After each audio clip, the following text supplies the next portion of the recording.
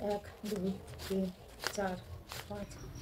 এখানে দেখতে পাচ্ছেন অনেকগুলো ইট, এগুলো আমার ইট, কিন্তু এখনো পর্যন্ত আমার ইট হয়নি, কারণ এটার দাম এখনো দেয়নি। এখানে 1000 ইট আছে, একদম 1 নম্বর ইট। কিন্তু চলো এই জিনিসটা আমার করবো, তো দামটা দিয়ে দিই। 1 2 3 4 5 6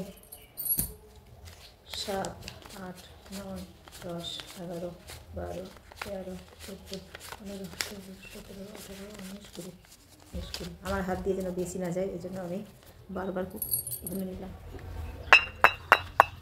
খড় করছি, একটু বড়টা নিলাম না, দাম বেশি হবে যে। এই गुने ना बिहारी, इसका क्या बिहार का ईट है रे? हाँ, किशनगंज का ईट होता है वो। हाँ, 1000 ईट কত নিল? কটা আছে, কটা গুল্লা?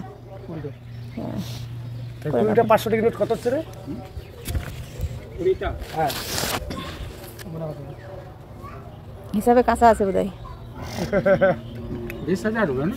দেখ ওটাই আবার কম দিছে। 500 টাকা নোট 20 খান। 20 খান 500 টাকা কত হবে? 10,000। 10,000 টাকা নিতে। আমি অনেকক্ষণ ধরে টাকা গুনছিলাম এবং ক্যামেরার সামনে টাকাটা গুনছিলাম। টাকা গুনতে গুনতে আমি কনফার্ম হচ্ছিলাম যে আমি ঠিকঠাক গুনছি কিনা, কত টাকা গুনছি, এ সমস্ত আমি ক্যামেরায় ক্যাচ করেছি এবং তোমাদের সামনেও সেটা শেয়ার করছি। আসলে আমি 3-4 বছর আগের ঘটনা বলছি। আমি 10,000-এর জায়গায় 20,000 টাকা দিয়ে দিয়েছিলাম। তখন থেকে আমি সাবধান হয়ে গেছি।